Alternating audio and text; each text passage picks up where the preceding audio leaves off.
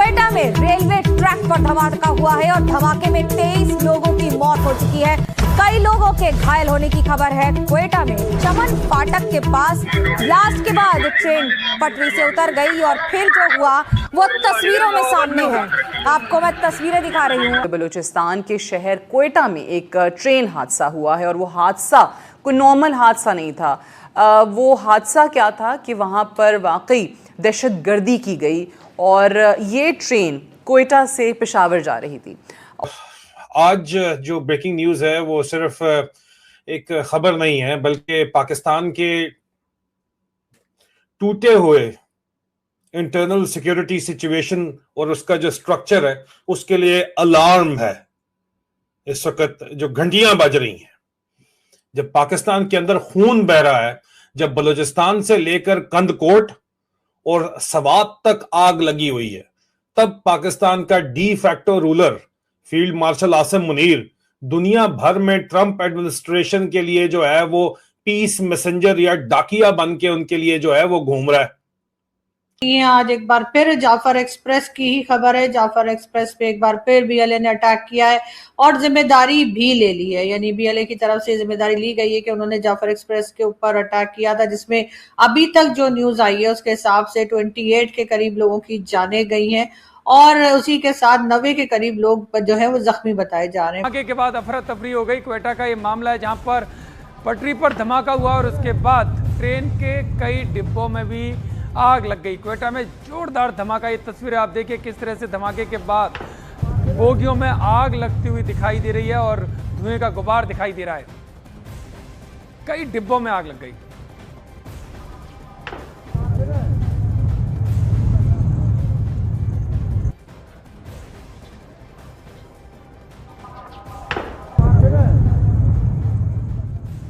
ये ट्रेन की वो बोगियां हैं जो कि आज सुबह क्वेटा में बम धमाके की जद में आ गईं। वफाकी वजीर रेलवेज अनीफ अब्बासी के मुताबिक ये बोगियां एक शटल सर्विस का हिस्सा थी और ये शटल सर्विस क्वेटा कैंट से रेलवे स्टेशन जा रही थी। ऐनी शाहिदीन के मुताबिक जब ये शटल सर्विस चमन फाटक के करीब पहुंची तो इसके करीब एक जोरदार धमाका हुआ।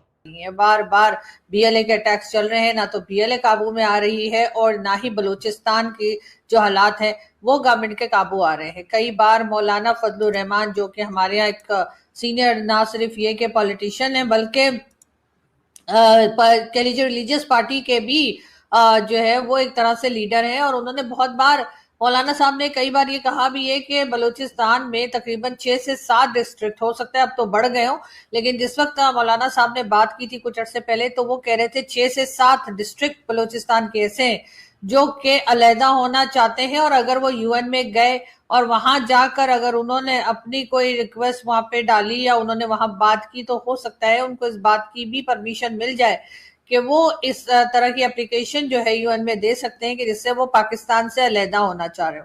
अब पाकिस्तान से अलहदा होना क्यों चाह रहे हैं? अगर यहाँ पर उनको बहुत ही आराम से रखा गया होता, उनकी हर डिमांड पूरी की गई होती, उनको जैसे बाकी के प्रोविंसेस हैं पाकिस्तान के उसी तरीके से उनको भी डील किया गया होता तो शायद वो इस तरह की डिमांड ना रखते या इस तरह का प्रोटेस्ट ना करते, लेकिन ये प्रोटेस्ट होता चला जा रहा है। अब ये बात कोई आम जर्नलिस्ट एक्टिविस्ट या कह लीजिए कि मीडिया पर्सन नहीं कह रहा है कि जिसको अक्सर कह देते हैं कि जी ये तो रॉक एजेंट हैं या ये तो भारत से मिले हुए हैं और ये तो गद्दार हैं और इस किस्म के जो सर्टिफिकेट्स बांटे जाते हैं हमारी गवर्नमेंट की तरफ से भी और हमारे कई दूसरे लोग जो सोशल मीडिया पर है या वो बूट पॉलिशी किस्म के लोग भी जो हर गलत चीज पे वाह करते रहते हैं उनकी तरफ से ऐसा कहा जाता है। लेकिन ये बात जो मैं आपको बता रही हूँ ये तो मौलाना फजलुर रहमान ने कही है। क्या मौलाना साहब को भी ये लोग गद्दार कहेंगे? क्या उनको भी कहेंगे कि वो भारत से मिले हुए हैं या रॉक एजेंट हैं या वो कहीं से पैसा पकड़ के ऐसी बातें कर रहे हैं? क्या ये बात मौलाना साहब के लिए भी होगी? लेकिन मौलाना साहब के स्टेटमेंट के बाद बिल्कुल खामोशी है। ना तो गवर्नमेंट की तरफ से कुछ कहा गया, ना ही कह लीजिए कि मिलिट्री एस्टेब्लिशमेंट की तरफ से कुछ कहा गया और ना ही वो जो चमचे या लौंडे लपाड़े वो जो बोलते हैं ना उस तरह के लोग जो सोशल मीडिया पर इन्होंने छोड़ रखे हैं, जो हर एक के पीछे पड़ जाते हैं और जो भी दिल करता है वो कुछ ना कुछ बोलते रहते हैं उल्टा सुल्टा। ना ही उनकी तरफ से किसी किस्म का कोई प्रोटेस्ट या कोई बात जो है वो मौलाना फजलुर रहमान के लिए की गई है कि जी ये तो गलत कह रहे हैं और ऐसा तो कुछ नहीं है और ये तो झूठे हैं या कुछ भी बात ऐसी करते हुए हमें कोई दिखाई नहीं दिया।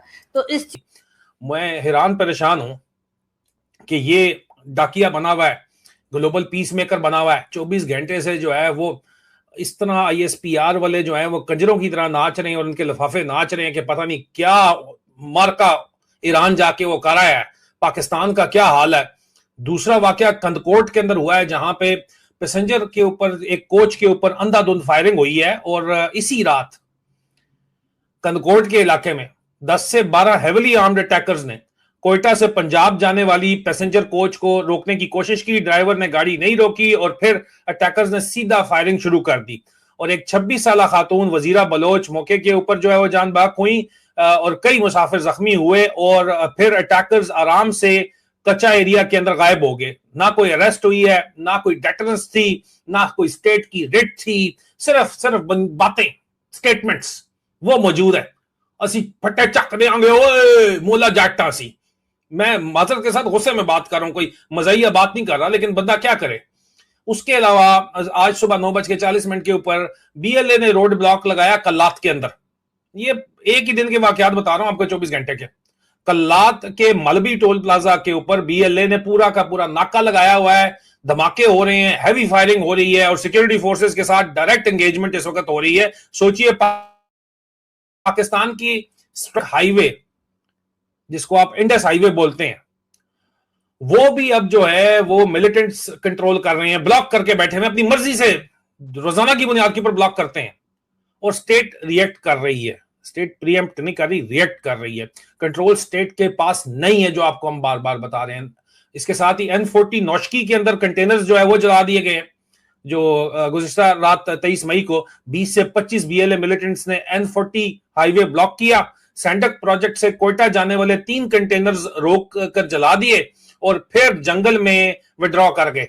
ये सिर्फ और सिर्फ दहशतगर्दी नहीं है, ये इकोनॉमिक वॉरफेयर भी है। चाइना लिंक्ड टारगेट जो है वो हो रहा है, स्टेट की अथॉरिटी ओपनली चैलेंज हो रही है और फिर काउंटर टेररिज्म डिपार्टमेंट के ऊपर भी हमला हुआ है। CTD के ऑफिसर और जवान भी टारगेट बने हैं। एक कांस्टेबल हलाक हुआ है, 6 जख्मी हुए हैं और ये वो CTD है जो स्टेट की एंटी टेरर फ्रंटलाइन फोर्स इस वक्त मानी जाती है। और इस ट्रेन में ज़्यादातर जो फौजी और उनकी फैमिलीज़, उनके घर वाले, उनके अहले खाना जो थे वो सवार थे। अब सब जानते हैं ईद आने वाली है, बुध को ईद है और अब ये वो दिन है जिसमें लोग अपने घरों को जा रहे होते हैं ईद सेलिब्रेट करने के लिए। और ख़ास तौर से हमारे फ़ौजी भाई जो कि अपने घर से मीलों दूर अपने घर वालों को छोड़ के अपने इस मुल्क के लिए, अपनी पाकिस्तानी अवाम के लिए अपनी जान जोखों में डालते हुए और एक शहादत का जज्बा लेकर मौजूद होते हैं दुश्मन से लड़ने के लिए, पाकिस्तान को सिक्योर रखने के लिए, हम सबको सेफ रखने के लिए। सो उन अफराद के हवाले से आज ये दिल दहलाने वाला वाक़या पेश आया। अच्छा, अब ये कोई एक सिंपल वाक़या नहीं है। हम सब जानते हैं बलूचिस्तान में दहशतगर्दी भारत की ईमा पे होती रही है। भारत आज भी इस दुख में मुब्तला है कि कैसे पाकिस्तान को तोड़े, कोई सूरत उसको नज़र नहीं आ रही है। बलूचिस्तान में BLA को, BLF को, ये जो फितनतुल हिंदुस्तान है, इनको स्पॉन्सर करना, इनको फ़ंड करना, इनको ट्रेन करना, इनको तमाम सहूलतें फ़राहम करना भारत का हमेशा से एक ऐसा काम रहा है जिसके शवाहिद पाकिस्तान ने बरमला दुनिया के सामने रखे हैं और तमाम इंटरनेशनल फोरम्स पे भी पाकिस्तान के अंदर भारत की ये जो दहशतगर्दाना कार्रवाइयां हैं इसके सबूत फराहम किए हैं। अगर फ्रंटलाइन फोर्स खुद वनरेबल हो जाए तो फिर आम आदमी क्या महफूज रहेगा यार। और उसके साथ तोरगर, सवात में, शांगला में भी थ्रेट अलर्ट आया है। इंटेलिजेंस वार्निंग के मुताबिक तंगीर सेक्टर के मिलिटेंट्स जो है वो एक्टिवेट हुए हैं। एक vehicle borne IED attack plan हो रहा है। फॉरनर को टारगेट करने की कोशिश की जाएगी। कुराकोरम हाईवे के रूट्स जो है वो अंडर थ्रेट हैं। यानी मुल्क का नॉर्दर्न बेल्ट भी अनस्टेबल हो चुका है। और अब सबसे अहम सवाल यह है कि ये सब क्यों हो रहा है? क्योंकि सियासी मसाइल को बंदूक के जोर के ऊपर हल करने की कोशिश की जा रही है। अवाम का वोट चोरी किया जा रहा है, पब्लिक मैंडेट चोरी किया जा रहा है, इलेक्शंस को मैनिपुलेट किया जा रहा है। असली रिप्रेजेंटेटिव को जेल में डाला हुआ है। इमरान खान जेल के अंदर हैं और जो लोग वाकई आवाज़े हक और सच बुलंद करते हैं वो जेल के अंदर हैं। मारन बलोच जेल के अंदर हैं, समी बलोच जेल के अंदर हैं। ये लोग पब्लिक रिप्रेजेंटेटिव हैं जिनको जेल के अंदर डाल दिया गया है। हाइब्रिड रजीम इनके बदले इंपोज कर दी गई है, चाहे बलूचिस्तान हो या चाहे सेंटर हो या चाहे पंजाब हो। और जब अवाम का पॉलिटिकल स्पेस बंद हो जाता है तो वैक्यूम को मिलिटेंट्स फिल करते हैं। तारीख आपको, हिस्ट्री यही कहती है। और इस सारी गेम के अंदर मुनीरा मिस्त्री कहां है, आसिम मुनीर कहां है? पाकिस्तान जल रहा है, लेकिन आसिम मुनीर क्या कर रहा है? ट्रंप एडमिनिस्ट्रेशन के लिए जी डाकिया बना हुआ है, मीडिएटर बना हुआ फिर रहा है। सोचिए, अगर हर दिन ये हो रहा है तो पाकिस्तान किस डायरेक्शन में जा रहा है? सिक्योरिटी स्टेट होने का दावा करने वाली रजीम अपने ही हाईवे सिक्योर नहीं कर सकती। दोस्तों, कल पाकिस्तान के बलूचिस्तान प्रांत की राजधानी क्वेटा में एक बड़ा ट्रेन बम धमाका हुआ। ये हमला 24 मई 2026 को हुआ और इसे हाल के वर्षों में पाकिस्तान के सबसे गंभीर रेल हमलों में से एक माना जा रहा है। रिपोर्ट्स के अनुसार एक विस्फोटकों से भरी गाड़ी सुसाइड व्हीकल बॉम्ब ने उस समय ट्रेन को निशाना बनाया जब वह क्वेटा के पास रेलवे ट्रैक से गुजर रही थी। धमाका इतना शक्तिशाली था कि ट्रेन के कई डिब्बे पटरी से उतर गए और उनमें आग लग गई। हमले का निशाना एक विशेष ट्रेन थी जिसमें पाकिस्तानी सुरक्षा बलों के जवान और उनके परिवार यात्रा कर रहे थे। कई रिपोर्टों में इसे जाफार एक्सप्रेस से जुड़ा बताया गया है। बताया गया कि यात्री ईद उल अजहा की छुट्टियों के लिए घर जा रहे थे। विभिन्न न्यूज एजेंसियों में संख्या थोड़ी अलग बताई गई है, लेकिन कम से कम 24 से 30 जोड़ लोगों की मौत हुई। 70 से 100 से अधिक लोग घायल बताए गए हैं। मृतकों में सैनिकों के अलावा कुछ नागरिक और परिवार के सदस्य भी शामिल थे।